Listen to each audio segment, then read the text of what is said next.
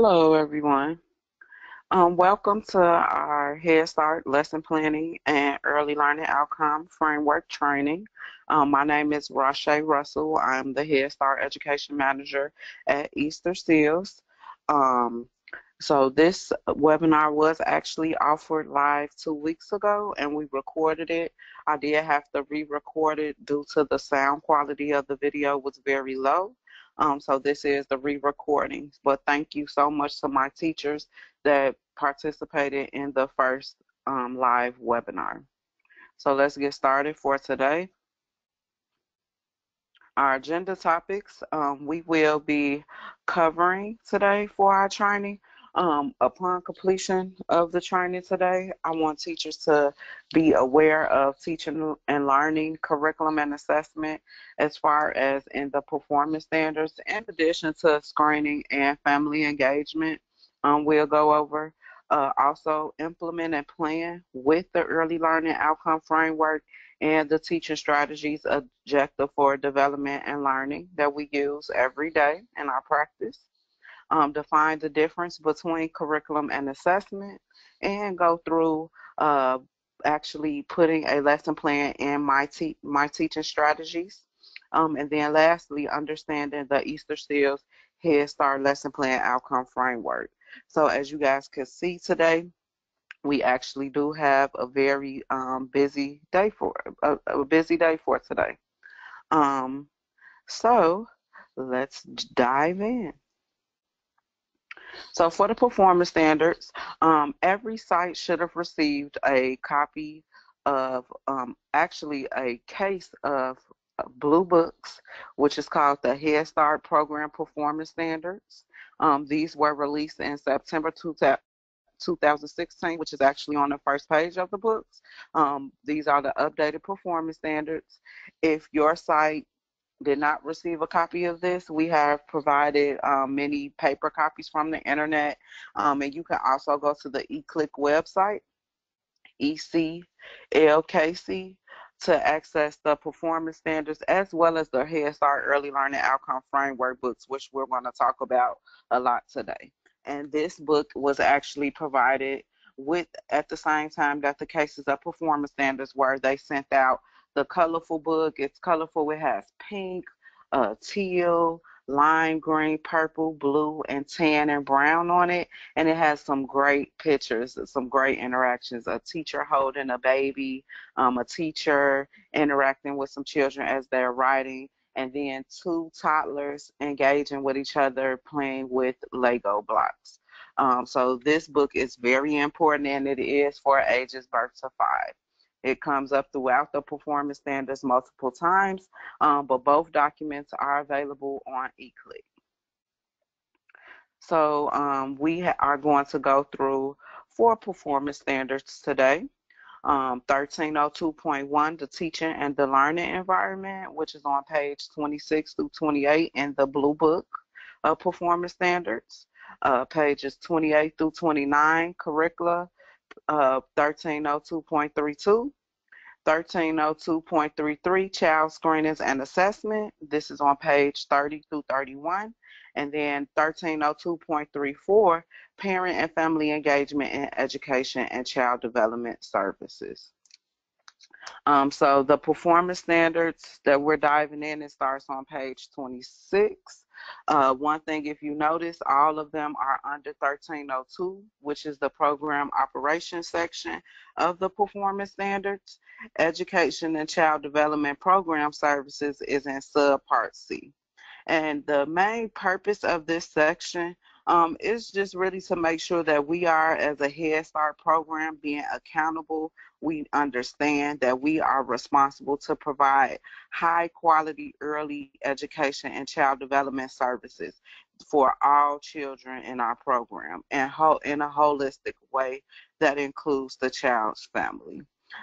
So teachers are taking time to promote children's growth and development in cognitive, social, emotional, and physical and language development, and also giving them those learning experiences.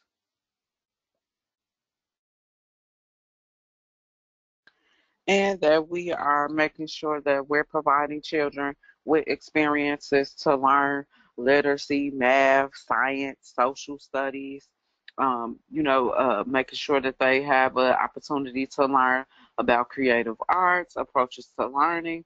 It's very important that as a high quality education program, we are providing all of those experiences to the children in our program. So 1302.31, the teaching and learning environment. It has A through E for the subparts.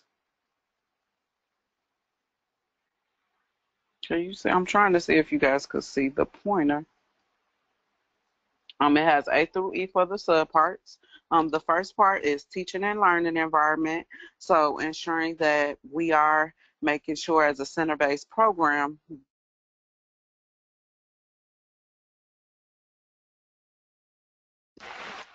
sorry about that.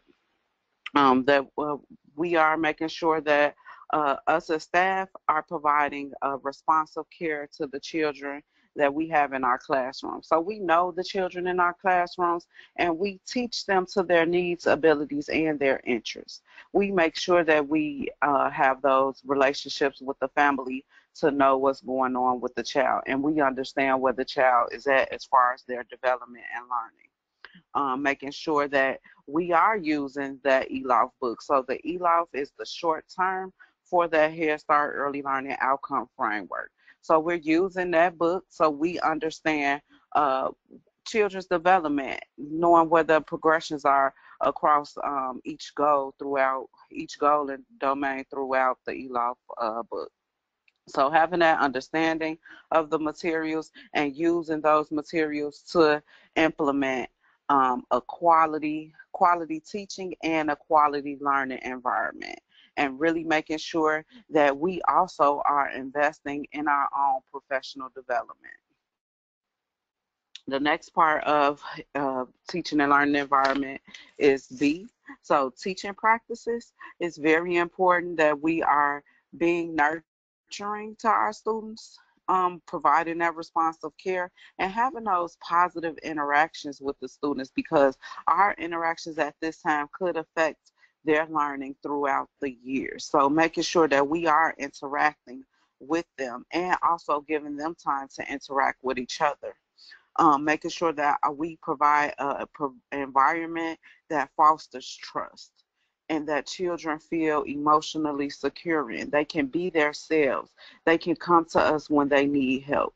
So it's very important that us as adults in the classrooms, we are giving children those needs and being responsive to their needs and helping them problem solve when needed, but also facilitating them being able to problem solve as well. So making that trust and relationship, because if children can't trust us and if they can't be themselves in our classrooms, then they probably won't benefit from the learning environment. And just making sure that we are supporting them and providing them that feedback. Children, they need to know. We need to know how we're doing.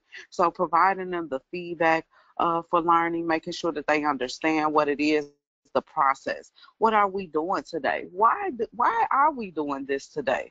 Today we're going to go outside and collect leaves. Why? What's the purpose of collecting leaves? What do you want them to know when they collect those leaves? So having an understanding of why you're doing what you're doing and what you want the children to learn, and motivating them. Motivate children to be engaged with the activities that we're doing.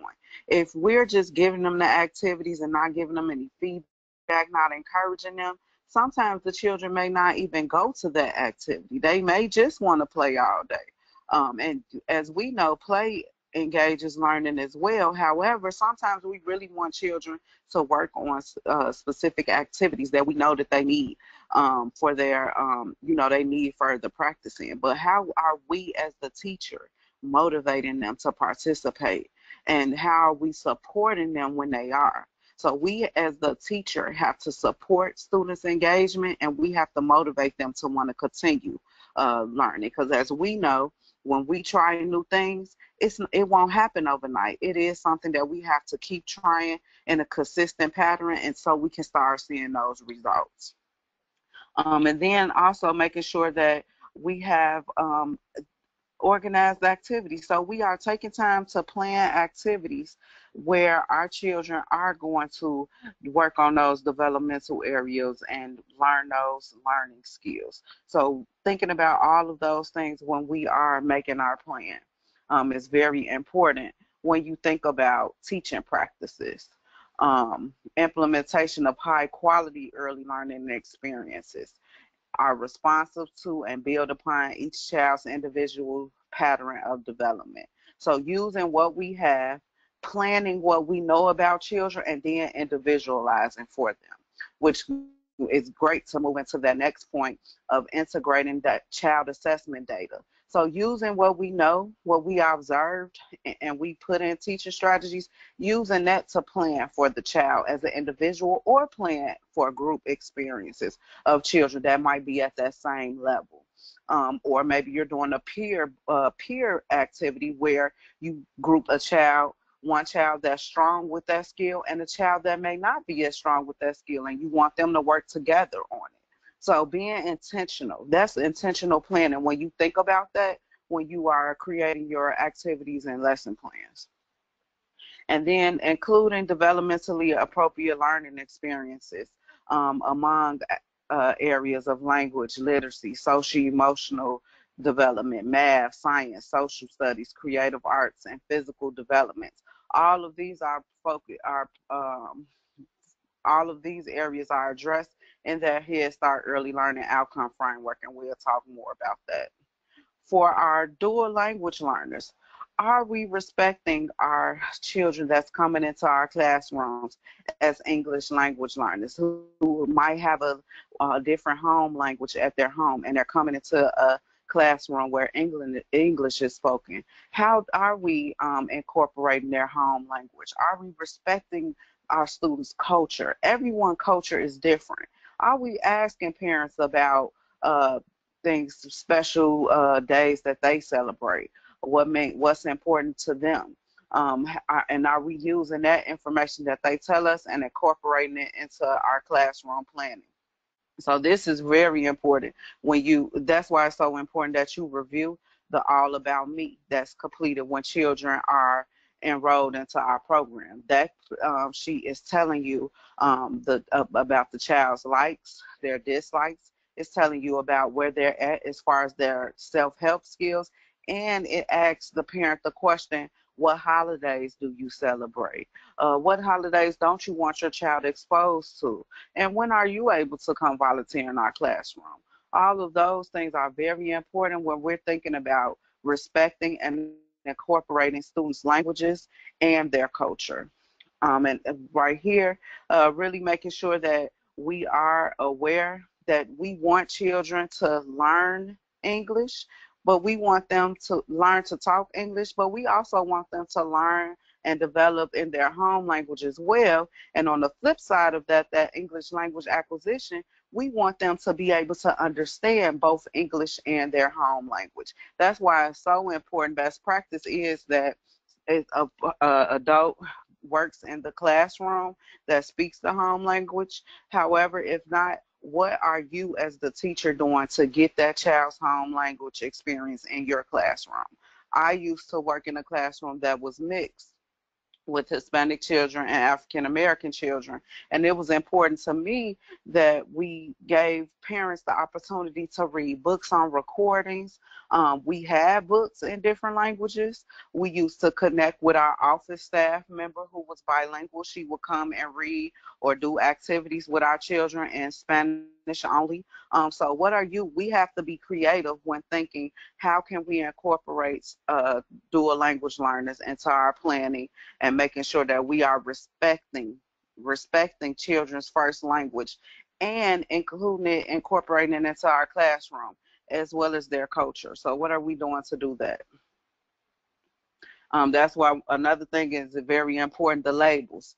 Our curriculum promotes that we label English in one color and we label the home languages of our students in a different color. So maybe if you have Spanish, you should have your English labels for your areas and your materials in black, and your Spanish labels right under it in red or green, whatever color you want to use.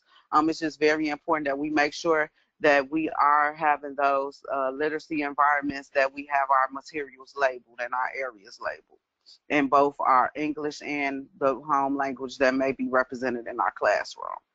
So for C, that learning environment is very important with our curriculum that we use. But one thing I want to point out with this, well organized. Well organized is really focusing on the um, the classroom. Is it clutter free? Is it open to students? Is it accommodating for children with disabilities? And is it organized as far as having a schedule, having a lesson plan, and having specific areas that children can exercise different skills and different activities in? Very important that we make sure that we have our visual schedule that matches our written schedule posted.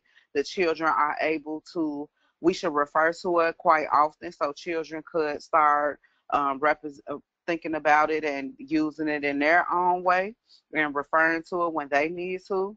It's very important that we make sure we have our lesson plan posted with the activities that we plan to do. Yes, it might change, and you could get a pencil and scratch out an activity if you didn't get a chance to do it, and do it at a later time. Just write in what you did. But it's just important that you take that time to print the lesson plan and post it so parents can have access to it, visitors, and so forth. And it's important with this that we have space for children to do gross motor.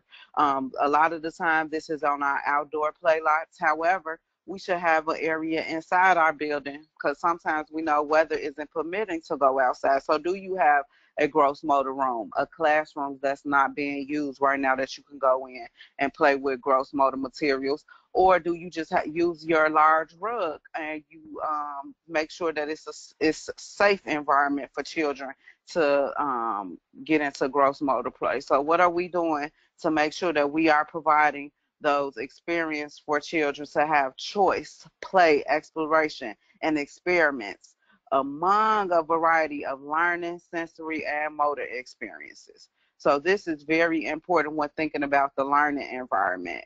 When you have a federal review, they also will look and see what is the teacher doing as far as, is it a balance of child directed and child initiated activities all day? Is it just what the teacher wants to do? Or does the teacher, and I'm going to highlight this, include teacher directed and child directed activities? So is it what the teacher wants to do all day, or are we doing what the children want to do? Do the children get a chance to initiate an activity? Is the teacher flexible with her planning and she sees, oh, well, most of the children are interested in doing activities B. So maybe activity A that I plan, maybe this isn't a great time for it. So does the teacher give children a chance to lead and initiate activities in the classroom? We should have a balance for that. And of course, when we have those times where we really want them to work on something, we can also have those, but we just really want to make sure that it's fair and it's balanced, because one thing, we want our children to learn how to lead because they are our little future leaders. Is it a balance of active and quiet learning activities? In a preschool classroom, we should hear children playing and laughing and talking to each other, and teachers interacting and having a good time.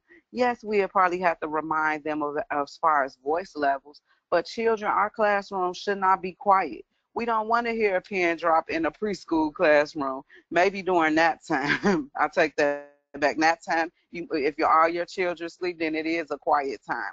However, when children are up and actively involved, it should be some noise, and we just have to make sure that it's a appropriate sound level. And then, are we providing opportunities for children to participate in individual, small group, or large group activities?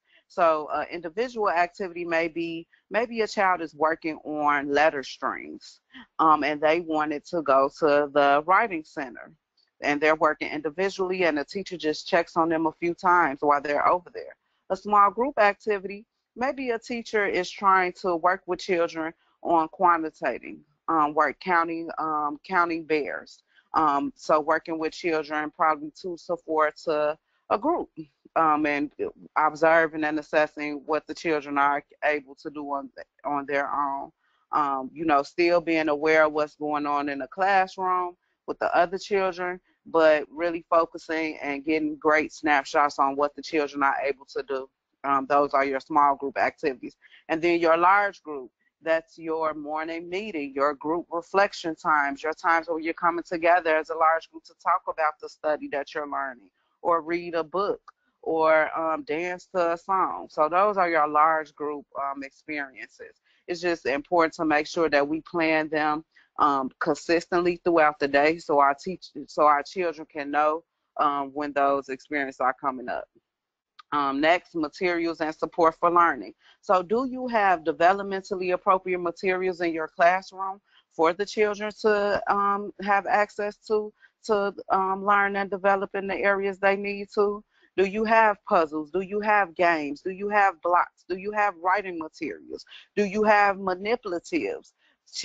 Materials that children can exercise their approaches to learning and their ability to create items? Do you have a housekeeping area with family and home like items for children to pretend that they're at a cafe, or pretend that they're cooking dinner or cooking breakfast for their friends?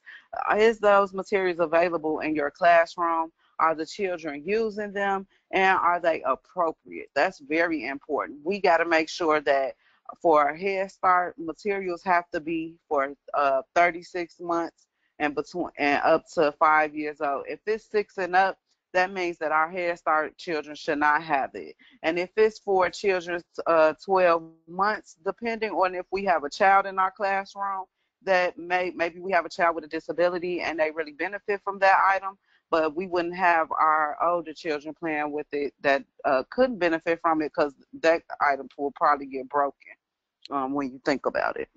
So do we have materials and supplies that our children that could really boost children's development, interest, and learning in our classrooms? And then, do we promote learning through approaches to rest, meals, routines, and physical activity? So we have our nap and rest time. Is it an appropriate amount of time? And then, are children not forced to take a nap? That's very important. We must provide alternative activities for children who do not want to take a nap. That could be playing on an iPad with a teacher. That could be reading a story, doing books, but provide them with some type of quiet activity. The children should not be forced to sit on their cot for 2 hours while the other children are sleeping. And then moving to the next point, are we providing those appropriate meal times? So it's important for our programs that we provide breakfast, lunch, and snack. And during those times, are the children gaining those skills of serving themselves, and our teachers using that time to start discussions and using it to have conversations about what the children are learning, uh, providing them time to talk about what they're eating today. Do they like it? What type of conversations are getting sparked up through those meal times that we have, breakfast, lunch, and snack? And making sure that we are not using food for reward or punishment. We have sufficient food for children to eat and sufficient time for them to eat, and not forcing them to finish their food. Children, we have to allow them to let us know when they're full and when they can't eat anymore. Making sure that we have some transitions that um, avoid wait times. They are safe, and the children have something to do. So bathroom transition, they go to the bathroom, they wash their hands, they can get a book after the bathroom, they can write on, maybe you got a chalkboard wall while children are waiting, but providing activities for children to do while they're waiting. And then making sure that they understand the importance of hand washing.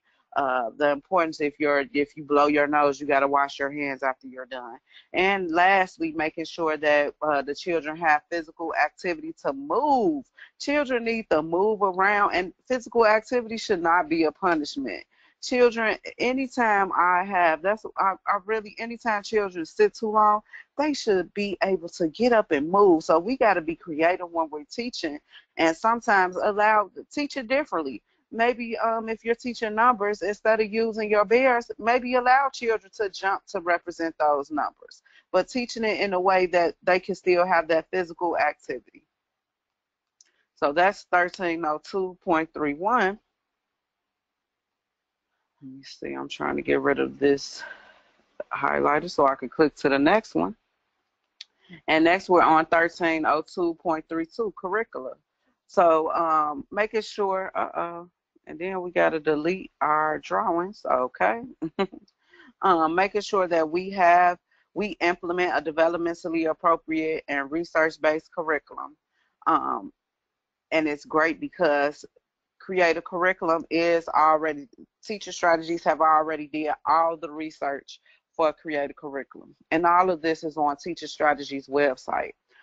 We have alignments that show how the creative curriculum is set up to align with the performance standards and align with HSELOF already. That is already done for us. We already know creative curriculum is research-based. Creative curriculum, they have the research available to us in our Volume 1 book, and it's online. So it's already research-based. We know that how it can help children learn and develop if we implement it correctly. And it's already aligned, as I said before, point 3. It's already aligned with the HSELOF, and they actually have a scope and sequence that show you how and what children at different skills should be learning throughout the year, and what area it relates to as far as the HSELOF and the objectives for development and learning. And I'm going to show you guys this really fast. Let me see, scope and sequence.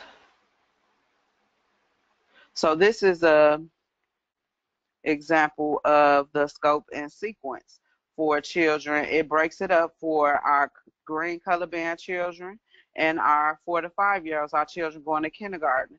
So it shows us what goal and domain area for. Well, first it shows you the area of development and learning right here. So this one is social emotional. The Head Start HSELOF goals and domains that it's related to, what objectives, where children are probably at the beginning of the year with this area, where they are at in the middle of the year with progression, and then this, yes, this is a sample of the progression, and probably where they're at by the end of the year. And it tells you what resources you could use from the curriculum that supports this same objective. So we already have this scope and sequence that's available. Look at that. Intentional teaching cards, Mighty Minutes, what learning games can you use and share with families, and book discussion cards, as well as the study that could be used. Flipping through, let's go to the 4 to 5-year-olds. So this is how it starts for the 4 to 5-year-olds. We're going to go to, let's see where we're at now. So we're at math for measurements. So for this one, we have our math and science goal that measurements is related to. We have our sample progression areas of development and learning where children are at. And then we have what resources we could use to really relate to the objective for this activity. So teaching strategies have already done all of this research and compiled it for us, and we just have to use it and be able to talk about how it's helpful for us to use. So now I'm going to go back to the PowerPoint.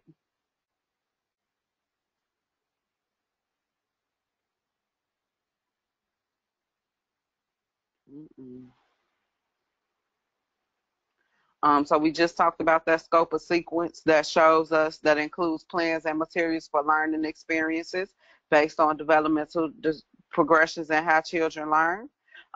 We have to support staff to effectively implement curriculum. So making sure that we are working with you guys to monitor your use of it and your fidelity. How are you using a curriculum the way that the users intended, or are you doing some of your own things that's not aligned with the curriculum goals?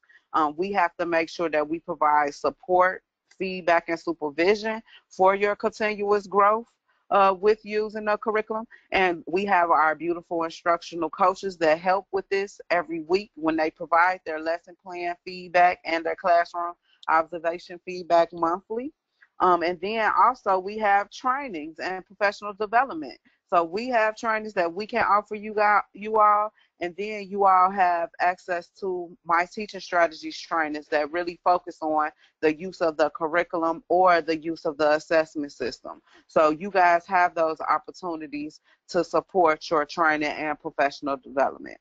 And the last point under this is just making sure for adaptation, making sure that you are making adaptations to the curriculum for children with disabilities, and that may need the may need that extra supportive guidance to understand what's going on with the curriculum or the activities. So you have, if you are using scissors and you have a child in your classroom that is not able to use scissors, you're providing accommodations for them. And then really making sure that we're using our school readiness goals to make sure that we are aligning what we want our children to learn as a program. Because of course it's important what we want as the teacher, what the family wants, but we also have to make sure as a program we are all on the same page. So the next point that we'll be looking into is child assessments and screenings. So when you think about your screenings, using and lesson plan, using what you learned about children's skills and abilities when you completed the screening, using that information and planning for that child in your lesson plan and individual child activities. So that's really what you're thinking about as far as with screenings. For the assessment piece, it's very important for individualization. So not only do you complete checkpoints and enter observations, but using what you find out from your reviewing your child profile after you complete those checkpoints or reviewing what's in the system so far, using that, looking at your documentation numbers to see, oh, I don't have any in math. Let me plan some intentional activities for this child in math, or going back to your child profile after you did your checkpoints and saying, oh, I noticed that Jeremy is in the low green area, and we need to really boost his math skills for county. We need to really boost it because he's actually going to kindergarten. So looking at that county objective, and then generating some activities that can support Jeremy to develop better counting skills, support him learning counting. So it's just important to make sure we are looking at the screenings and assessment data and using that in planning and sharing that information with our parents so they know where we're working with their child as far as planning. So next we're going to go to the last one, 1302.34. So the parent and family engagement in education and child development services. So Head Start is all about the families being involved in their child learning, being involved in their child's education. That's very important. We as teachers, we have to recognize each parent for who they are. They're their child's parent. They're their child's first teacher. So we have to make sure that we are letting our parents be involved in our classroom and making sure that they are up to date on their child's progress always. Always they should be. The performance standard says it right here. Recognize parents' roles as children's lifelong educators and encourage parents to engage in their child's education. We can't make them, but we can encourage them. We can invite them to different activities that we're having in our classroom. We can welcome them to our programs to stay a little while longer if they look like they're not ready to leave yet. Encourage them to be engaged in their child's education. Point B, engaging parents and family members. So we have to make sure we do all of these things. Have an open door policy to parents during the hours. Regularly communicate with parents about their child's routine activities and behaviors. Some parents you may not see every day, but just making sure that you check in with them every weekly, or however the parent, checking in with the parents to see how they want to communicate with you, and so you are able to share updates about their child in their classroom. Our program, we have, as you can see, we have to hold two parent teacher conferences a year, and that's really to enhance the parents' knowledge and understanding of their child's development and where we want them to be, and do that planning with the parents. So participating in that parent teacher conference, giving them the opportunity to learn and provide feedback about what the children are learning. So with every study starts off with a letter to the families about the study. Tell them what their child is learning. Some teachers complete a newsletter in their classroom so parents are able to see what their child is learning. But I used to actually have a meeting every other month with parents just so they could kind of be a part of our planning process. Hey, in the next couple of weeks, we're going to be working on clothes. Well, do you guys have some ideas? Do anybody work in a clothing store? Just taking that time to have that type of communication with your families so you can use some of that information to incorporate it in the planning. Allowing them to volunteer in the classroom and assist with group activities. Hey, Mom, do you want to come in and read a book to our class for about 10 minutes? Having those experiences for parents to be able to come in and give us a helping hand. Oh, Mom, you like cutting out things? I got some letters for you to cut out from my board. Do you mind cutting them out? I can give them to you today, and I just need them back by Friday. So having that communication. And next thing, we have to inform our parents of their child screening and assessments. No child should be in our program and the parents say, I don't know how my child is doing. We have a screening results form that should be completed after a screening is complete that shows what the child is doing.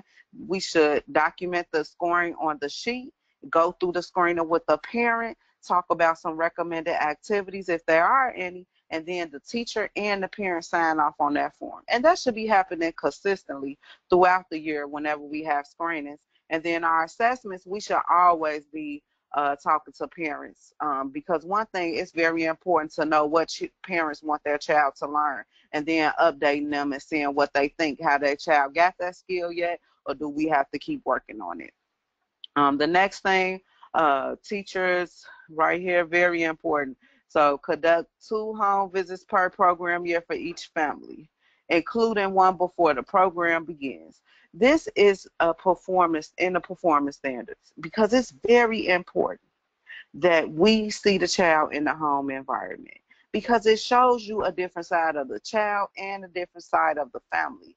And that it gives you that time to sit down and talk with that family to see what they know about their child and their child's learning and development, and to also see what they want from their child. And then following up with that second home visit before the child leaves the program to see if they felt like their child learned and benefited from the program, and getting that feedback of how they think that their child benefited and everything in the program.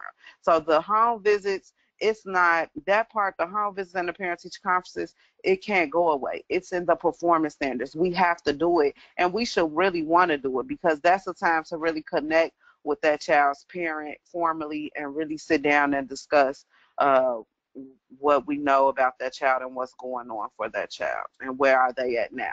I did want to go back to point 2 because I forgot to mention, point 3.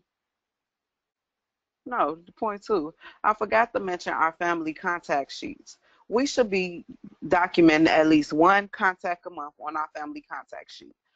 Whether that's, I just wrote on the family contact sheet because I was at a site and I had a short conversation about why we can't use worksheets at the site.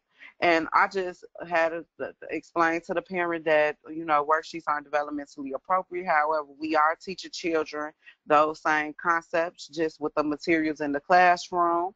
And we talked about the family learning games, very important because if parents are getting the family learning games, they could see their child's progress at home.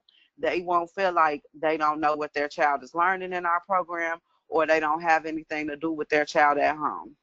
We have family learning game books that we can make copies from, and the way teacher strategies is set up, we can print family learning games from each of the activities that we are putting in, or share with them online. So it's very important that families know that they have access to those family learning games, and we are sharing it with them, uh, and documenting at least one contact a month, whether it was about a specific subject, or even if it was sharing and explaining the process of a family learning game.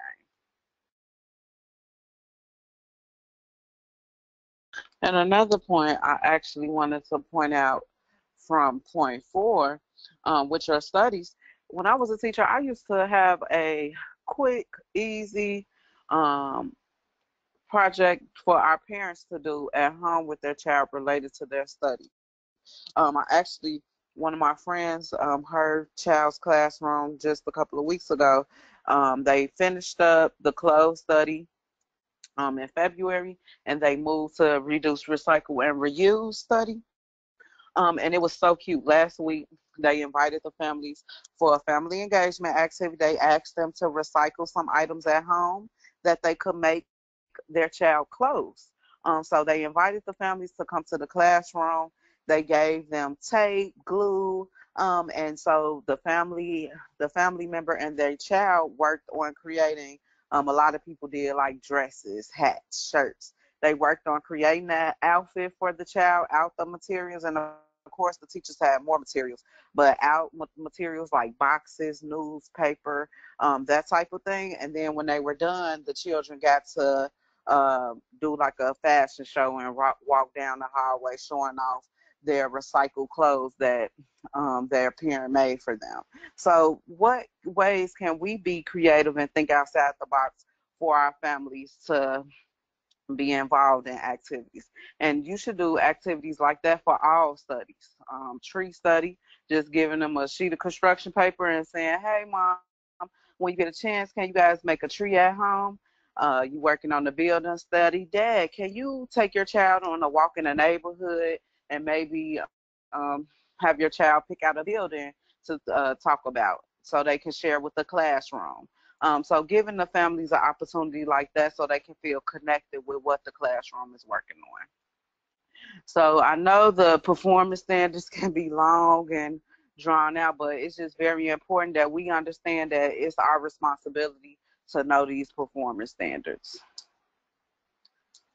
All right, so the Head Start Early Learning Outcome Framework. I'm not going to spend a lot of time on this because you all have access to eClick. eClick is where you could find the framework. You could find it as soon as you go to the eClick website, which I'll show you in just a minute, or you could download the Head Start Resource app on your iPad or phone. Actually, it should already be on the iPad, but you could download it on your cell phone. And they actually have something called HSELOF to go. And that app is only available on cell phones, but it's a quick version to the eClick, the HSELOF app. So let me show you. I'm going to go to my screen to show. Uh-oh. I'm on my wrong one. Let me get over there. So in order to get to eClick on the website, HSELOF on the website, I would just put Head Start Early Learning. See, and it comes right up. Head Start Early Learning Outcome Framework. Search. And your results will come right up. It's so many training resources on eClick for the HSELOF. So you have practice guides. You got the cute video that I love showing the HSELOF for that. The interactive framework for HSELOF.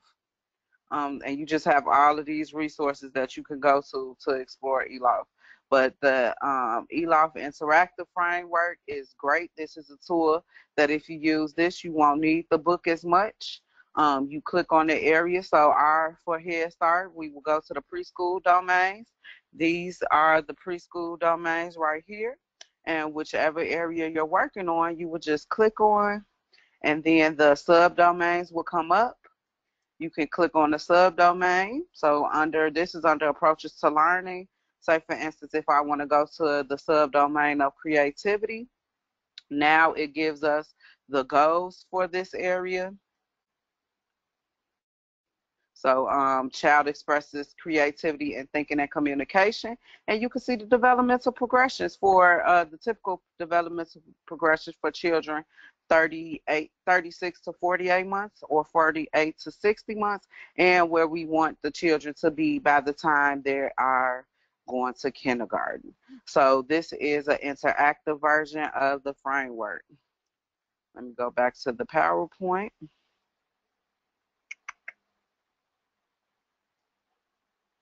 Probably got to catch up again. So what's the purpose of ELOF? ELOF describes the skills and behaviors and knowledge of children that we want to foster in our children in our program. It's very important that we understand that this framework was built by the Office of Head Start with research-based practices. And we are expected to have knowledge of it and be able to use it in different settings. It guides our program as far as planning and making sure that we are comprehensive and focused. It's organized into research-based and comprehensive, inclusive ways of all children, and it's manageable and measurable when we're going through it. So it's easy for teachers to use and parents to understand. The ELOF, it supports developmentally appropriate curriculum. So as we know, our curriculum is already aligned to it. And it acknowledges the importance of us as the teacher, relationships building, and informs intentional teaching practices. So the ELOF is a very important framework that we should use to help guide decision making when we are thinking about our curriculum assessment, improvements, and teacher practices, because all of it promotes strong, positive child outcomes, which leads to school success. And it is, we could use the framework when we're planning for children to learn, play, explore, discover, and form relationships in positive and stimulating environments. So the ELOF is very important for us to have when we're thinking about having environments that promote all of what I just said. So we all use the ELOF, teachers, home visitors, family child care providers, administrators, because it helps us understand child development and plan for continued growth. And parents and family members can use ELOF so they can understand from a parent's level and about what their child's learning and their skills at this time.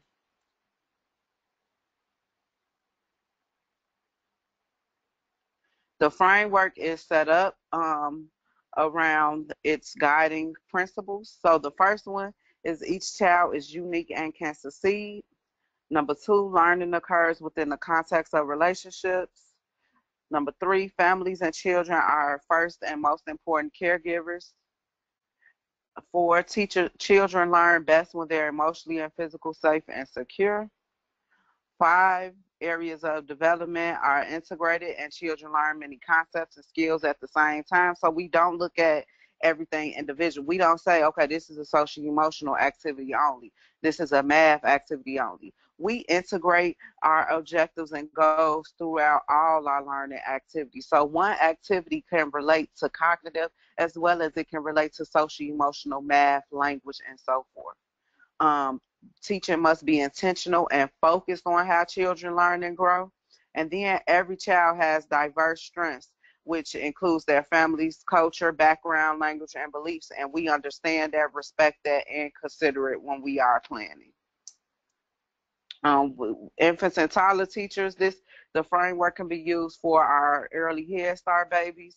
And as far as our preschoolers, it's already set up where it goes into more specific and differentiated skills and behaviors for the domains. The subdomains, it breaks down,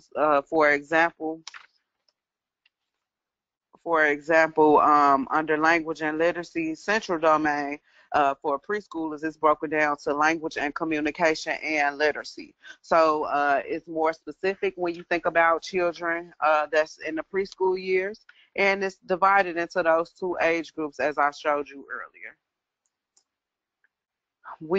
This framework can be used for working with our children that are dual language learners. So supporting them to grow in the English language acquisition area, making sure that they are developing in their home language, supporting their learning and development with that, and then demonstrating the skills, behaviors, and knowledge in the home language and English. So having the ability in both languages. And then we use this framework to include our children with disabilities, individualizing for these children based off what they need and what area they're at, using this framework when using the IEP or the 504 plan to plan for the child, and to identify the child's strengths and abilities to ensure that the opportunities are built to maximize that child's experience in the educational activities and experiences. So making sure that we're teaching the child for where they're at and not where we want them to be. Having where we want them to be in mind, but still going where they're at so they can understand us and it won't be too over their head. The framework has key areas and expectations, and it can help the program as far as planning, teaching strategies and learning environments, establishing school readiness goals, aligning curricula, selecting assessments, tailoring professional development, and informed program planning and implementation. It's important that you know that it is not a curriculum, it's not an assessment or a checklist. This is a framework that we should use to inform our practices. The framework is broken down. This is the structure of the framework. Right here, you will see that the framework is broken down for first is the domain, the subdomain, the goal, the developmental progression, and the indicator. This is a quick synopsis of what each area is. So right now, you see these central domains start at approaches to learning and go all the way over to perceptual, motor, and physical development. And then our subdomains are down here. So these are our sub-preschooler domains. And those are the categories or components of development within each domain. And in each of the domains, you have goals, which you can see in the book. And that shows that broad statement of expectations for children, for typical children learning and development of that age. And then your developmental progression describes the skills, behaviors, and concepts that children would demonstrate towards a given goal within that age period. And then your indicator is that specific observable skill, behavior, and concept of the age that you wanted for the child. So all of that, you can see it in the book, or you can go online to the eClick website, or if you have access to the Head Start resource app, you can have it right in the app. Okay. So just to kind of go over really quickly what each area is. So approaches to learning really focuses on how children learn. It refers to the skills and behaviors that they use to engage in learning. It incorporates teaching practices that support emotional behavior and cognitive self-regulation skills. When we talk about approaches to learning, we're thinking about the ability for children to manage emotions and behaviors, which will allow them to engage positively in activities, their self-regulation skills, and their executive functioning, looking at their attention. Are they able to pay attention? Their impulse control. Are they flexible when thinking? Can they change plans? Ability to hold information and manipulate it to perform a task, and following children's lead and using interest-based learning. It includes, and this really includes experiences that promote children to use to show that they have initiative, to show that to build off their curiosity, Ask them questions to see what they're curious about, what they want to learn. Give them a chance to create, a chance to learn new things, learn new skills, take risks, and set and achieve their own goals. So as you can see, for our preschool domains, we have our subdomains, we have emotional and behavior self-regulation, cognitive self-regulation, executive functioning, initiative and curiosity, and creativity. So those are the 4 domains under approaches to learning for preschool age children. Up here, these are the infant and toddler subdomains. And when you think about, just to give you an example of some of the goals under emotional and behavior self-regulation. So right there, thinking about how can the child manage their emotions? Are they increasing their independence? Are they learning how to do skills on their own? Can they follow the classroom rules and routines? Can they appropriately handle and take care of classroom materials?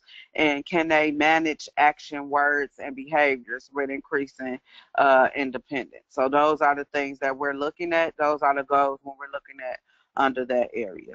So you could go under each of these and you can see the subdomains and the goals related. I don't want to go through them all because I will be here all night.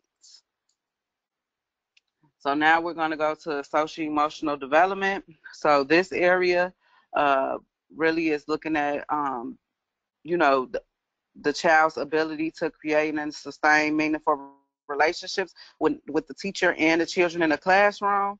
Are children interested in forming relationships with their peers? Do they have critical social skills? Are they able to compromise, cooperate with the teacher and children? Share? Is that developing over a period of time? When you think about emotional development, that's thinking about the child's ability to express their feelings, recognize and manage their own emotions, as well as respond to others. And then preschoolers are developing concrete ways about their own identity, who they are and what they can do. And then having that sense of identity and belonging that contributes to the school readiness. So this is my coat, this is my locker. And it really helps them contribute to school readiness and helping them gain self-confidence. So under that, for preschoolers right here, you will see the subdomains: relationships with adults, relationships with other children, emotional functioning, and sense of identity and belonging. And I'll give you an example under relationships for other children. The goals are child engages in and maintains positive interactions and relationships with other children. Child engages in cooperative play with other children. Child uses basic problem solving skills to resolve conflict with other children. Those are the goals under relationship, that subdomain. All right, now we're going to go into, as you know, language and literacy is broke down into 2 subdomains for preschoolers. So we have language and communication, and which the subdomains under that is attending and understanding, communicating and speaking, and vocabulary. And then we have literacy, which is phonological awareness, print and alphabet knowledge, comprehension and text structure, and writing. So language development refers to children emerging ability in listening and understanding and using English. Language and literacy skills develop in any language, and it develops first in the child's home language, and it supports the development of the home language, and which helps prepare young children to learn English. And programs must promote language and literacy goals for all children, including children that are dual language learners, and being intentional of teaching their home language as well as their English acquisition. And then I kind of jumped ahead and did this part already. I'm sorry. The subdomains. And just to give you an example of some of the goals under Under comprehension and text structure, child demonstrates an understanding of narrative structure through storytelling and retelling. Child asks questions and answers questions about a book that was read aloud. Those are some of the goals. So next we have our cognition area. Cognition is also broken up into two subdomains. And when we think about cognition, we're thinking of the activities and experience that promotes children reasoning, memory, problem solving, thinking skills, helping children understand and organize their world. Um, Cognitive development for math, we're thinking about numbers, quantities, shapes, so on.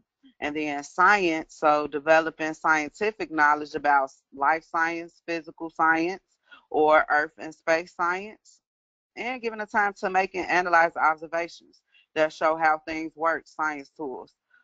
Teaching practices include fostering children's thinking, providing feedback, focusing on children's learning on goals. Those are the type of teaching practices that support children's cognitive development. And cognition is influenced by children's culture and linguistic background, their temperament. You know, that's their personality. How are they when they're with a group of people? Are they shy? Are they an extrovert? That those types of things are influence. Those types of things influence cognitive development for each individual child. So cognition is broke up into the two subdomains. So first, right here we have our math subdomains. So we got counting, operations, and algebraic thinking, measurements, geometry, and spatial sense. So under measurement, a goal is child measures objects by their various attributes using standard and non-standard measurements, using differences in attributes to make comparisons. So that's the goal under measurement. And as you can see, some have multiple goals, and then some will have one goal. And then under scientific reasoning, we have two subdomains, scientific inquiry and reasoning and problem solving.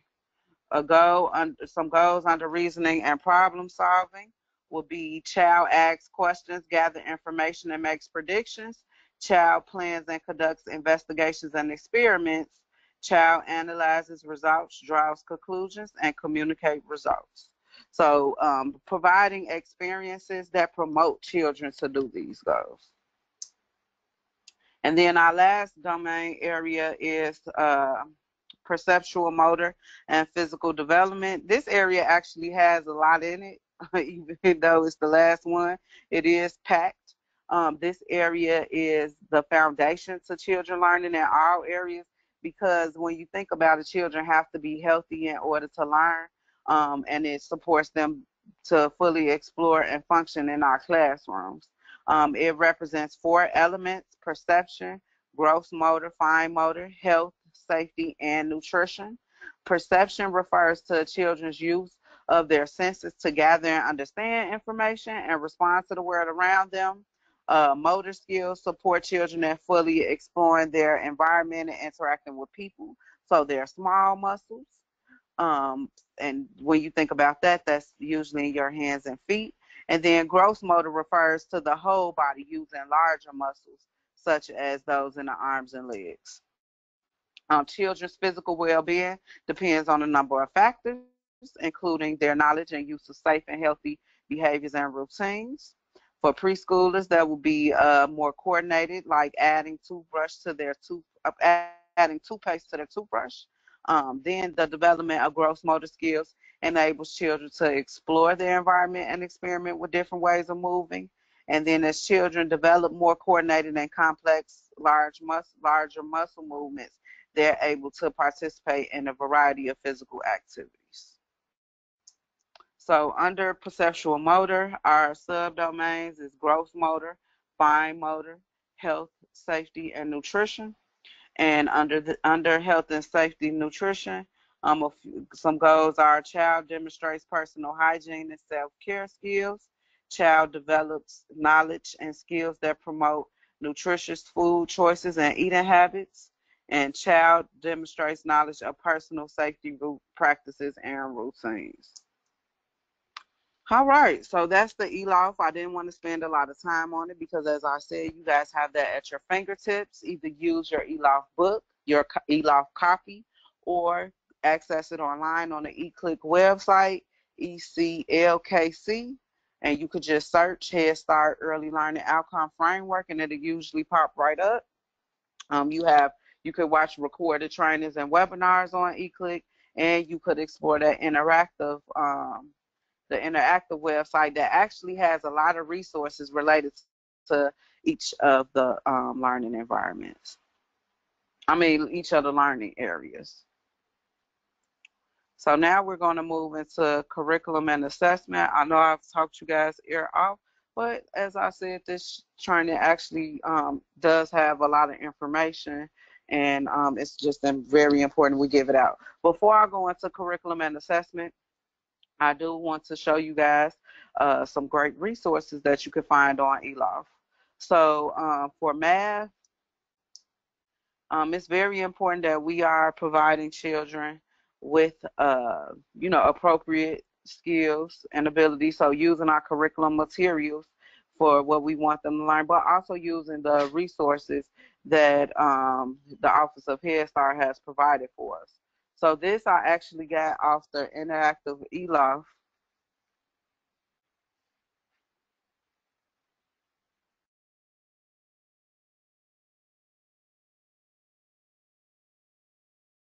ELOF actually provides us with some great resources. So this one is right under the math section of the interactive ELOF tool. And towards the bottom, let me show you guys this too before I go into this worksheet. I guess I should show you how I got here. Let me go back to the internet, and I'm going to go to the math area, the math subdomain area. And in this area, if you scroll down your page, and this is available in each of the interactive ELOF areas. Talking and stuff. So under each subdomain, it will show you related resources for this area. It shows you some readings that you could use, and it shows you some of the 15-minute sweet trainings that relates directly with the domain. So this is the math, so that's why we see a lot of math under it. But going back to my handout, so eClick has, this handout is very great because, of course, our curriculum has a math foundation book. However, look at this. This is telling us what words and phrases that we as teachers should include in our daily activities for children to strengthen their math learning. So right here, we have number, concepts, and quantity. So what's words that we could teach? Number, relationships, and operations. Uh, right here, geometry and spatial sense. And this is important because I notice when I do outcome reports, children for objective 21 explores and describes spatial relationships and shapes, understands spatial relationships. That's that in, out, over, right here, as you can see, last, next. That is what we're thinking about related to this objective. So when you say, can you get that sheet of paper below that table, does a child know to look below the table and not on top of the table? So this is an example of what we should include in our language every day for math. Patterns, what some questions that we can ask, measurement, and that shows you questions, and it shows you vocabulary to use. Another thing I love about this tool, it shows you how to choose books that relates to math skills. It gives you an example of what some of the books you can use, and then what is it teaching children. So as we can see, Annos County, it actually shows children all concepts of math. And other books, they show where they're at. So it's giving you example books that you could use and be intentional about choosing them. Is it aligned with what you want the children to learn? So can I pick cubes, cones, cylinders, and spheres when I want children to learn about number concepts and quantities? That wouldn't be smart because it doesn't relate. And then moving forward, you will see on the next sheet. Hold on. This is something that we could use for planning to help us assist with planning. And then what type of games? What type of games can we use? And materials can we use to do these example activities to align with these type of number learning that we want children to explore. So this information is available in your lesson planning resource binder. Materials to support math learning. What could we use in our classrooms to support children's ability to learn different math skills? So please use this as a resource in addition to your curriculum that you have. Looking at the different type of patterns, what type of materials can you use?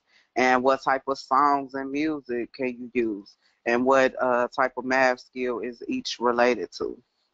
Would it be smart for me to use teddy bear, and I want to teach children number relationships? No, because number relationships doesn't have a green check mark.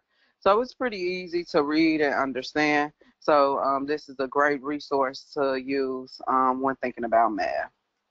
Another one I want to share with you is science, and this is available in your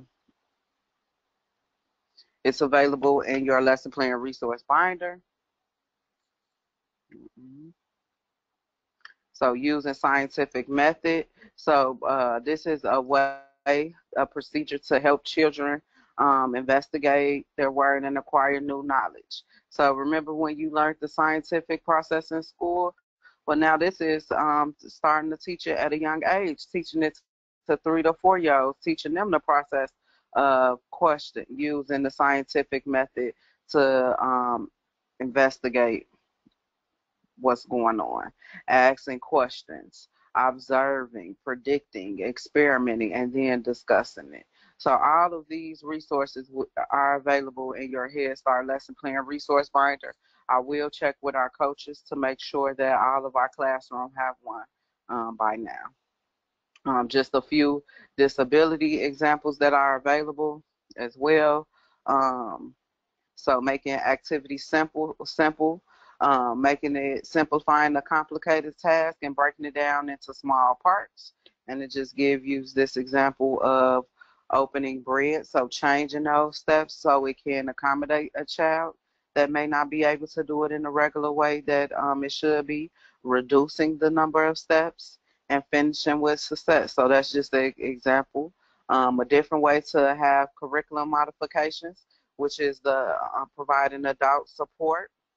Um, and as you can see, so having that adult support joining in play using praise and encouragement and providing a model, using child preference.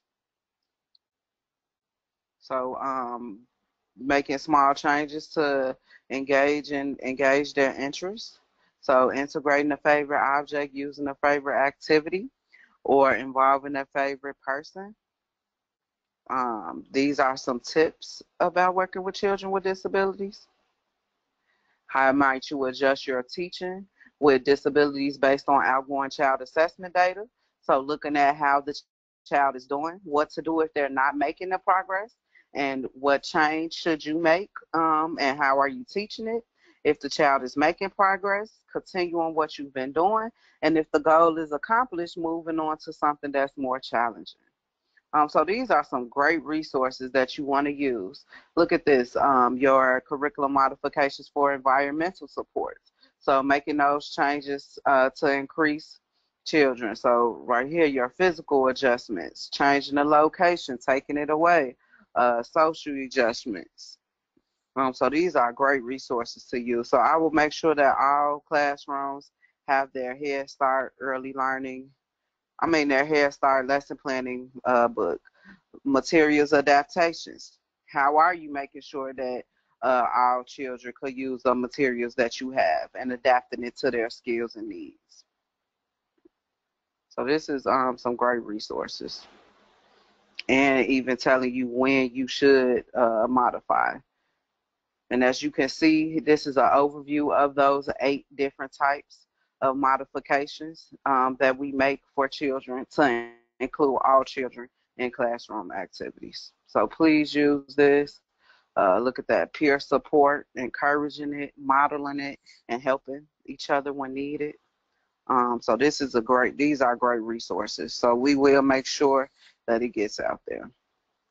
All right, so now going back to the PowerPoint. And now we're moving into curriculum and assessment.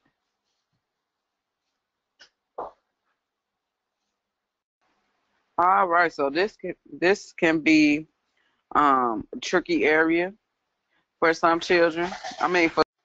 Because often teachers mix up curriculum and assessment when they define the two, but they are two different things. Our system connects them and links them together. However, they do mean two very different things. So, let me go back to our presentation mode so you guys can see. So, curriculum, according to edglossary.com, it refers to the lessons and academic content taught in our programs. And then assessment refers to the variety of methods or tools that we use to evaluate, measure, and document students' progress, academic readiness, skill acquisition, and educational needs of students. All right, so when we think about our curriculum, we're talking about this. We use the creative curriculum for preschool, 5th or 6th edition. Most classrooms have the 5th edition. However, many other classrooms over the last year, you've been receiving the expanded resources, which is the 6th edition of the creative curriculum for preschool. I love the creative curriculum because one thing, it is structured. It is provided in a way where we could go through the research, we could go through the plans that they have set up, but I really like it because it's not scripted. We can throw in our ways of doing things. We just have to make sure that we are still aligned with what the fidelity of the curriculum. How did the users intend for us to use it? Are we following their research-based practice? But it's just great because no matter what, you can make it your own. And it comes with all of this. Value 1 of the curriculum is really your foundation, and it's actually called the foundation. It is the curriculum. It really has what 5 components the curriculum is built around. So that is why I refer to it as the heart, because without this piece, it would not be considered a curriculum because we wouldn't have the research. We wouldn't have those 5 components of what this curriculum defines as effectively teaching children. So value 1 is very important. It summarizes the theories and research and best practices about how children develop and learn. It discusses the 5 components of teaching effectively. So how children develop and learn, the learning environment, what children learn, caring and teaching, and partnering with families. And it offers information on guiding children's behavior, teaching intentionally, responsibly, and supporting dual language learners. So over here in this corner, you see we have the different types of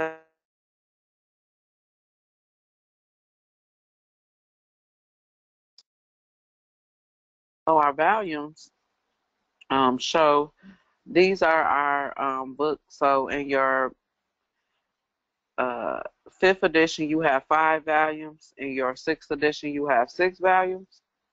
But all of these volumes are giving you providing that knowledge of what you need to um, build the knowledge of the children in the different areas and what strategies and support you can provide to children.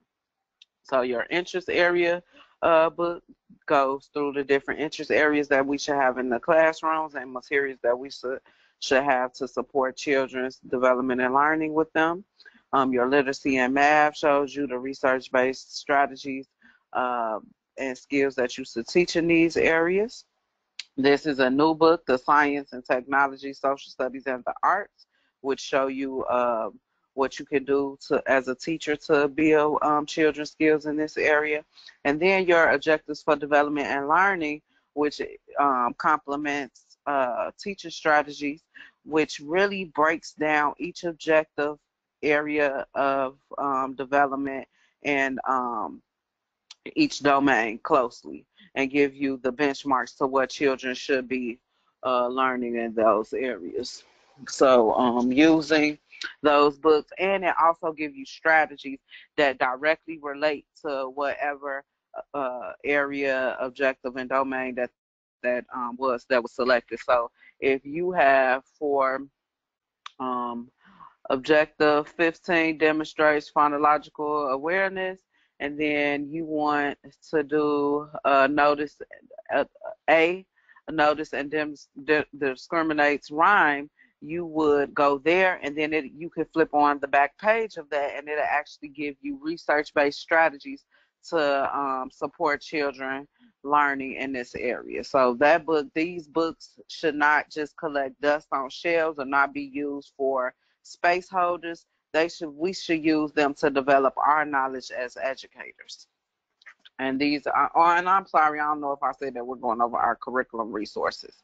And then we have our teaching guides. Our teaching guides go according to what studies we're going to be working on. They provide a week at a glance for us. They provide the day at a glance for us. And it has that day-by-day guidance for us. It even have those areas that show us how to support children with who are dual language learners or have disabilities. So what's the extra supports we can provide for them? It provides the family letter that we can share with our families, an opportunity to web with our children around what we're learning about in the study. Very important that we use our question of the day. We have sentence strips that we can write our question of the day on, or our chart paper that we can write it on so we can explore answers with the children. Vocabulary words, very important. Vocabulary words are in the piece of the day by day guidance. And if you flip to the back of the book, it actually gives you the definition. So when you're thinking about language modeling as far as the class dimension, you are providing children with the language, with the vocabulary, and then providing them with the definition. Sometimes I would even have build a word wall based off what the study was and add pictures to it so the children could associate the picture with the word, or add index cards to the writing area that may have the word and a small picture on so children can practice writing their letter strings that we eventually want to be able to identify as letters to make words. Your discussion and share writing piece is very important with your group times and investigating studies. Family partnership piece, so it's telling you ways that you can include the family, and then your suggested reading. So the curriculum, it comes with a few books per study, but at the back of each teaching guide, it gives you a list of books that you could go to the library, a bookstore, search on the internet to further integrate into what your children are learning in the classroom. So it's giving you suggested reading topics for that could further incorporate the study. And your teaching guides, we have so many. And every year we got to start off with the beginning of the year study, that first one, but then it's closed. What else? I'm sorry, the picture kind of small. We got clothes, trees, reduce, recycle, reuse.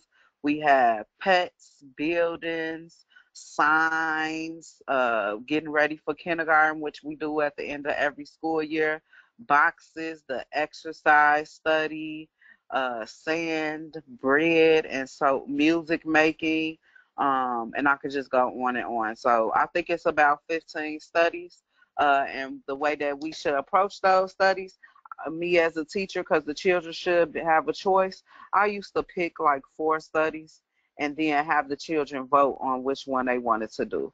Or through your observation, maybe you noticed as the spring the weather has been changing, children are playing with balls more. So maybe maybe you should explore the ball study. Or maybe Jacqueline has been talking about her pet for weeks that her mom just bought her. And maybe you can explore the pet study with your classroom. So choosing the studies that's from our curriculum and just adding on to them.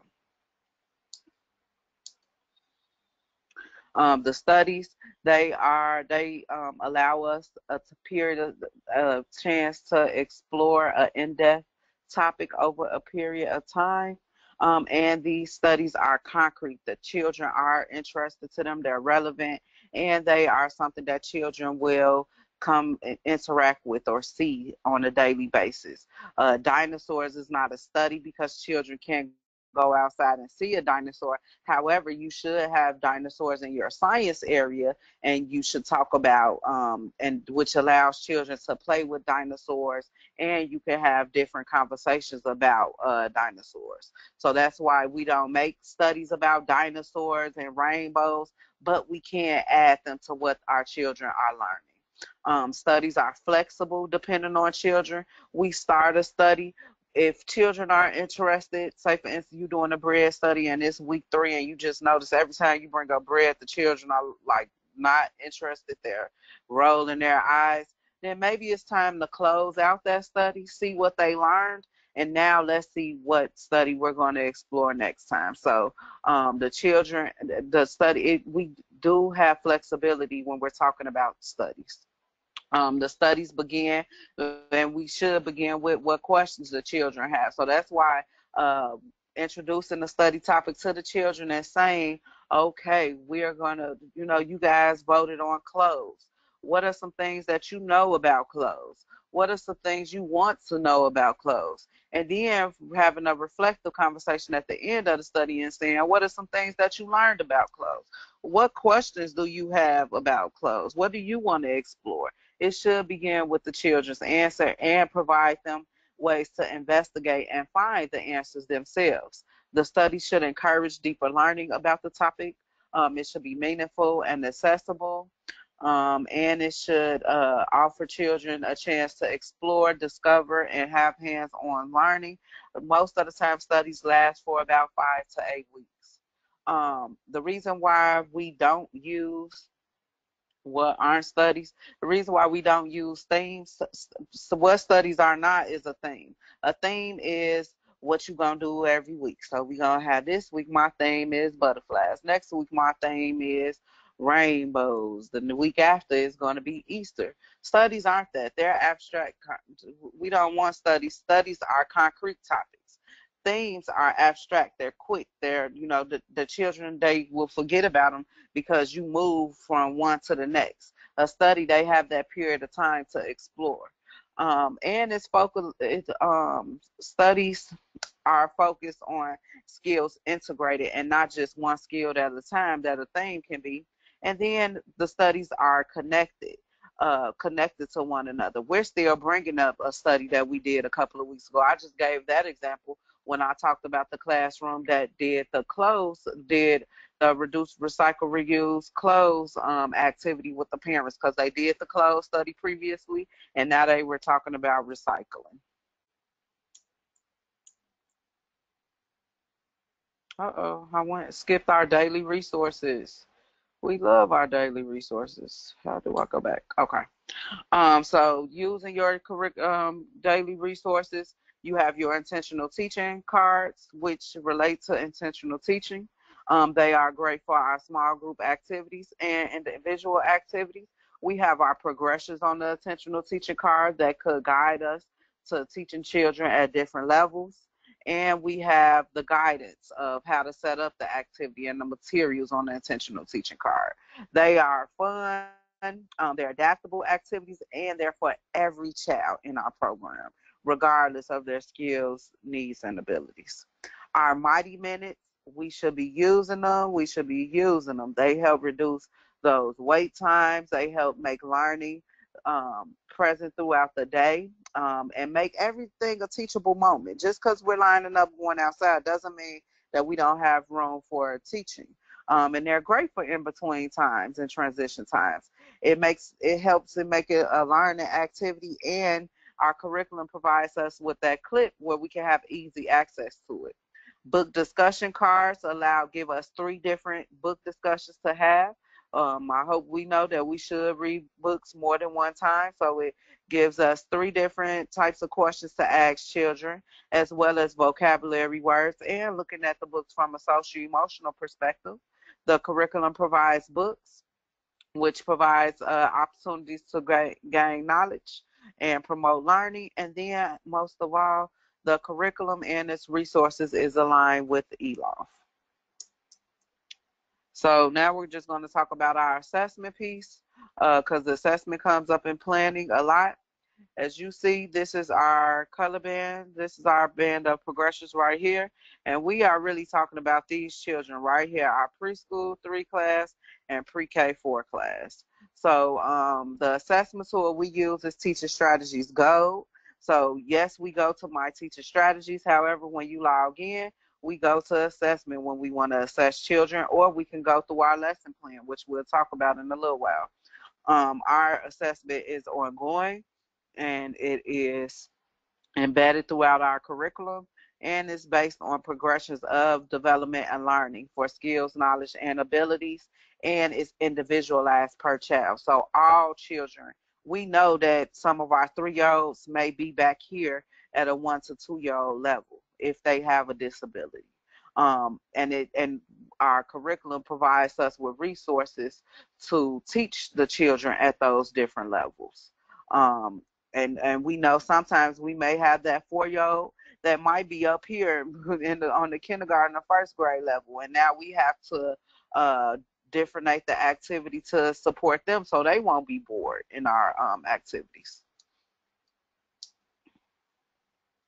So these are our objectives for development and learning, and we have 38 total. We have, and each of them have their areas of, so each of them are under their areas of development and learning. Then you have the objective and the dimension under it.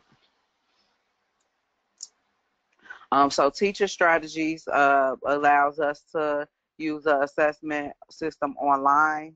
We complete a lesson plan, and now it actually links the curriculum and assessment piece together. So now we have to choose an objective before we can choose an activity.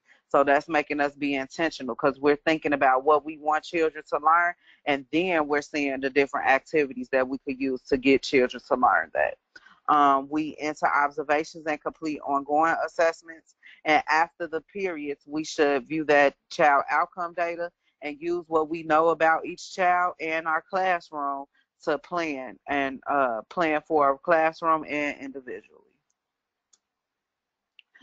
Individualization. So it's very important that we understand we individualize for all children in our program, children with and without an IEP or behavior plan. We individualize for all children. We please remember to say that when you're being reviewed or something, or somebody asks you, do you individualize? Please don't say you just individualize for 2 children a week. You make an individual child plan for 2 to 3 children a week. We individualize for all children through our individual, small, and large group activities. When we choose the objective that we want and the activity, and then the children we want to focus on, that is us individualizing for all children. So it's very important that everybody understands that we individualize for all. We choose the objective, that's what I just said, and then the activity to align with the goal. We should plan from there, and then choose the activities that connects it, and then being intentional and teaching children with what they need and sharing that information with families. And then if a child has, and we should start with the goals from the IEP or IFSP or the home visit goal. What did their parents say they wanted their child to learn? What types of things is children interested in our classroom, using those materials to engage them and encourage them to participate in other activities, or what types of things do children need more access to in the classroom, or more practice on, more improvement in specific areas, and then that parent input. So planning and my teaching strategies. So now we are going to come out the PowerPoint, and we're just going to quickly go into my teaching strategies. I know you guys are tired of hearing my mouth. I'm almost done.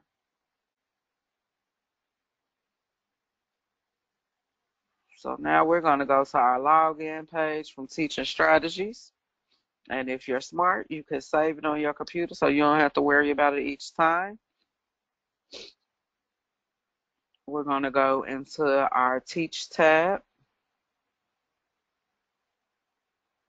So and that's why I love my teaching strategies. I love that it shows you your plans for each day. I really like that, so you don't have to always go into the full system to see.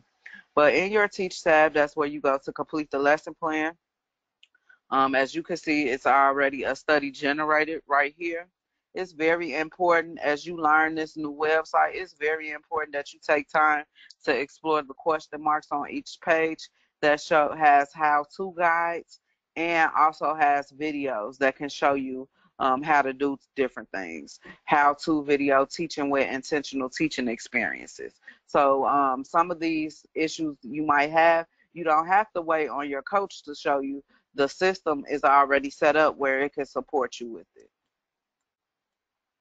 So let's skip in some weeks. I'm just going to do this really quick, add a study so we can get some practice with this on the webinar. So of course we can't add a study today that's already there. It's very important. Before I go in this, let me just go to the weekly template. We can make our template, we can move it around.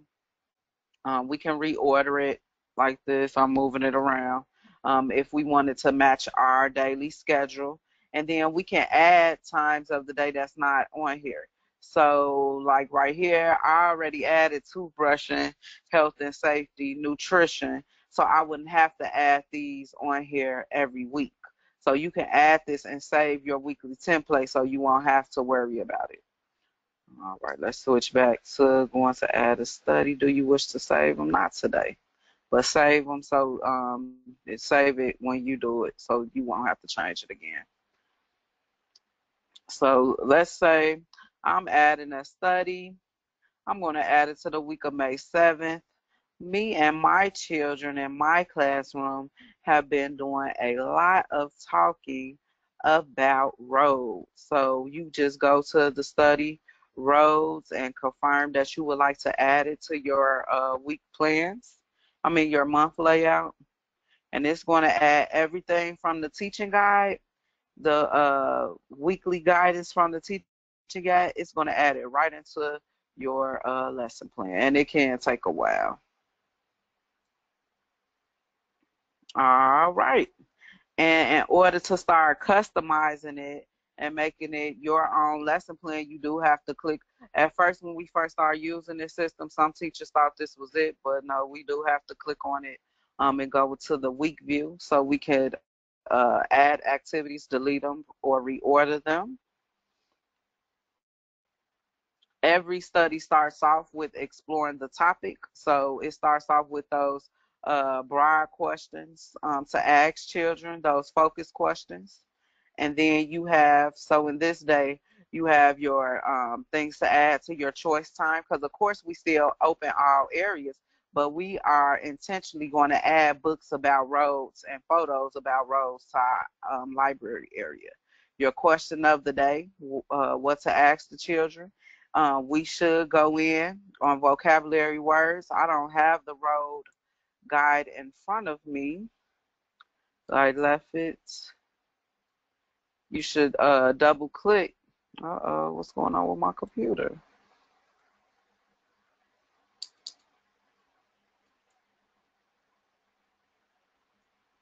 don't see the question. Is it at the bottom? Where is it at? Oh, here you go. I'm sorry. So, select multiple activities. Well, that was just one. I just wanted to do vocabulary words. So next, wait, let's do that again. So click on it.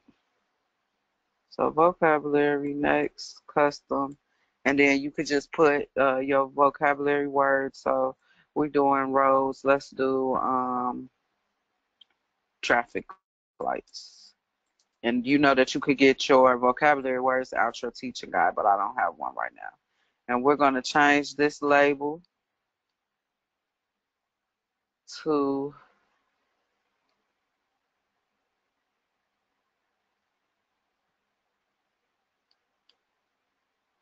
and this system it is still new, so sometimes it acts up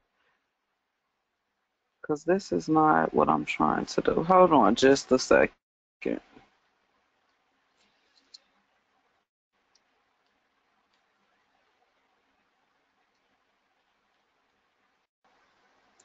So you can save it.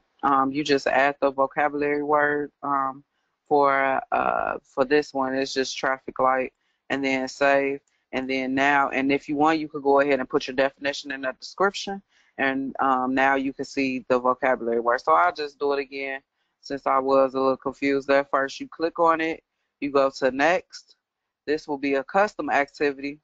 Another, let's say, stop sign. Well, this probably uh, under signs. Let's see, for roads, let's do speed bump. I don't know if these are in the study. I'm just using them as an example. So speed bump, and we will just put a hump in the middle of the street that reduces the hump. Put a bump in the middle of the street, that reduces speed, that reduce speed. Let's say that was the um spell something. Let's say that was the definition of it, and you just hit add to plan, and then now it added your vocabulary word, and we got to make sure we spelling right. It add the vocabulary word and the definition. And now I'm just gonna go back in and hit speed, which I thought I did the first time, but I'm not for sure what happened. And then just press save.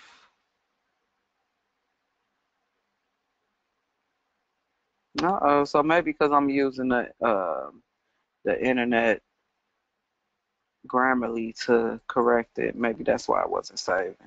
And now let's press save so we can make sure our lesson plan has like words that spelled correctly. So reduce speed. So that is how you add your custom activities to your lesson plan. So that will be my vocabulary words because it's very important that we teach children about the vocabulary related to the study. And then you have your large group activity. So on this Monday, we're going to do Behave, the Mighty Minute 79. Um, with this, our discussion and share writing, the roads we follow to school. And then we're going to do this activity. And it has the active and intentional teaching experience, actively listening to children. You can click on this to further individualize. So now you get the purpose of what this activity is doing, um, the materials for this activity. You can actually click on the side, the objectives for it, materials. It's not cooking, okay. And then you could choose which children you want to observe during this activity. Who are you individualizing for? So right here we got a few children in this classroom that are below the preschool level. So I'm going to choose them, and then I'm going to choose one of our children that are on the preschool level and one of our children that are above, because now this is different in my teaching for each group of these children. As you can see, it has different guidance for each. and we just save this, and this we save it, and now it's added to our lesson plan. What happened? Return to the week view. Well, first, before I go there, it's going to add to our lesson plan. When you are actively in the middle of these activities on that first page that you logged into, you could click on the activity, or you can go from here and you could actually start completing your observations under the activities. So questions to guide your observations. How did the child communicate his feelings? Now let's say I'm going to do the preliminary. So this child, let's say he used 3 words. So we'll put him right at level 4 under this. So for maybe Diamond was at level 4. So it have you assess the children at different levels. So thinking about where each child was at when you completed the activity. And these are the children that you selected. And just saving it. And it's actually going to save it under their documentation. And it allows you to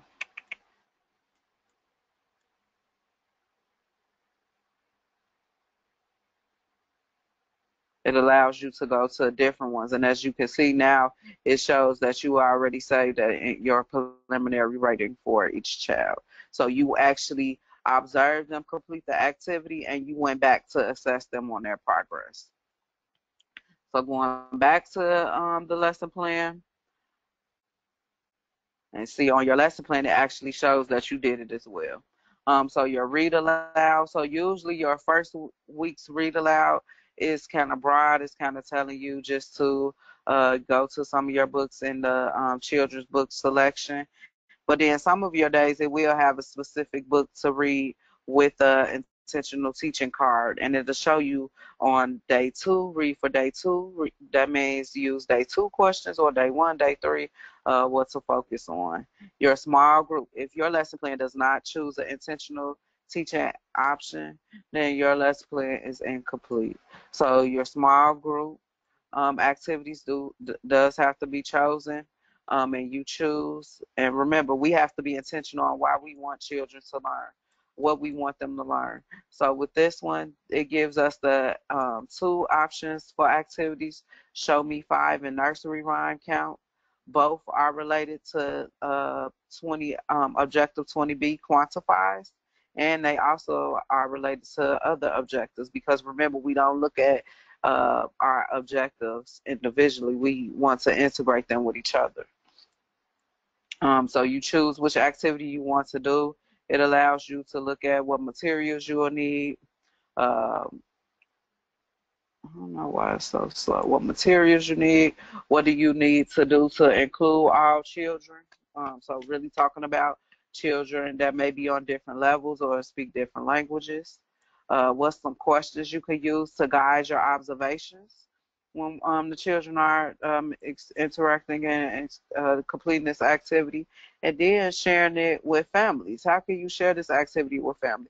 It actually gives you the related learning games that you can share. You can share them electronically, or you can print them out and share with the family by putting it in the child's cubby, or putting it in the parent's hand and explaining it, which is the best way. So you choose which activity you want to do. So say, for instance, I'm just going to choose Show Me 5. You add it to the plan. I forgot to add my children. And it's so smart, because it will let you know if you missed the step. So now I'm going to add to my plan. So for this one, I want to assess my children in the blue color band. So Mercedes and Rakai, I'm assessing them, and then we add it to the plan. So now on our weekly lesson plan, we will only see the name of the activity.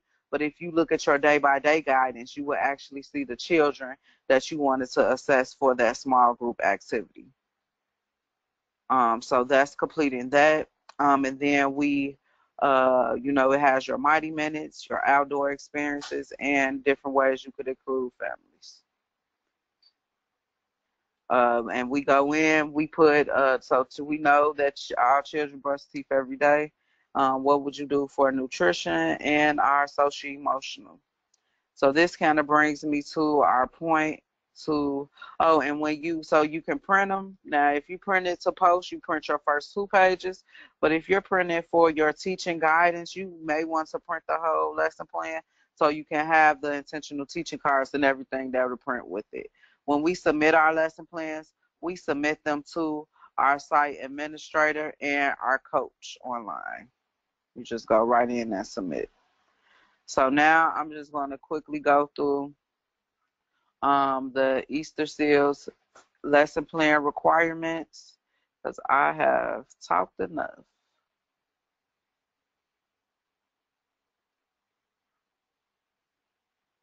So we do have, well, first let me show you this. Is it going to let me switch?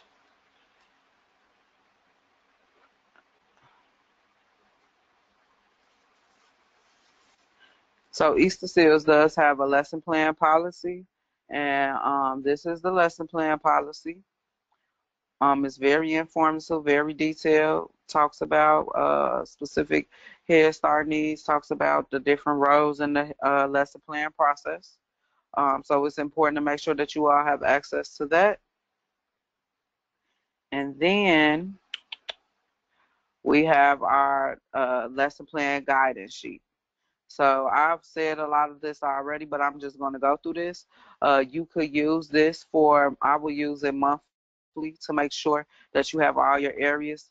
This is how it looks when you can use it throughout the weeks and use it as a checklist for your own guidance.